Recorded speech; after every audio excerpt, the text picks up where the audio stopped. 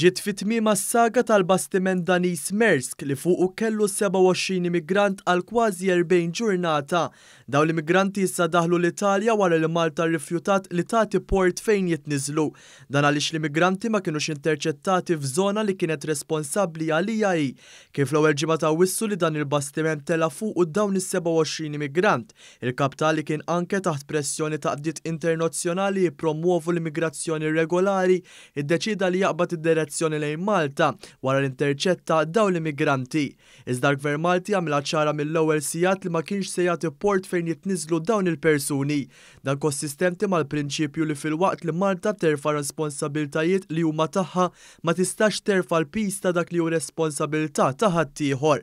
Minħabba dan kienu diversi l-attakki fuq Malta minn entitajiet li jinsistu li Malta tniżżel dawn l-immigranti imbagħad naraw wara. Iżda l-Gvern Malti żamm sott mal-pożizzjoni tiegħu. Saħansitra kien hemm żewġ immigranti minn fuq dan il-vapur li permezz tal-avukat Nir Falzon marru l-Qorti Ewropea d-drittijiet tal-bniedem.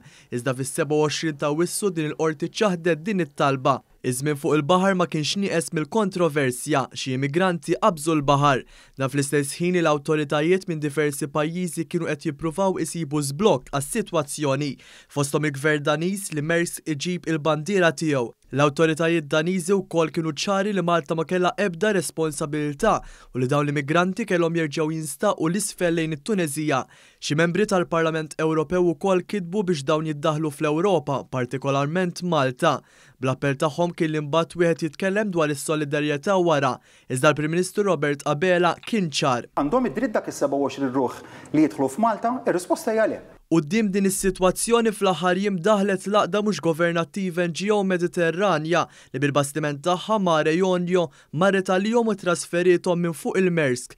Hawn intqal li s-sitwazzjoni tal-immigranti ma kienetx waħda tajba u li kellhom bżonn jitniżlu fuq raġunijiet mediċi. L-awtoritajiet Taljani taw il-port ta' Pozzallo bħala l-post fejn kellha ssir id-diżambarkazzjoni biex waslet fit-tmiema saga ta' kważi 40 jum. L-itwal kontroversja li qatt kien hemm fil-Baħar Mediterran dwar fejn għandhom x'jaqsmu l-immigranti. Saga li xhieda ta' kemm qed issir aktar komplessa s-sitwazzjoni marbuta mal-immigranti u kemm jaqlija l-politika tal-Gvern Malti li jaħdem mal-awtoritajiet Libjani sabiex jipprevjeni il-vjaġġi illegali lejn Malta u jitħarbat l-operat ta' traffikanti tal-bnedmin.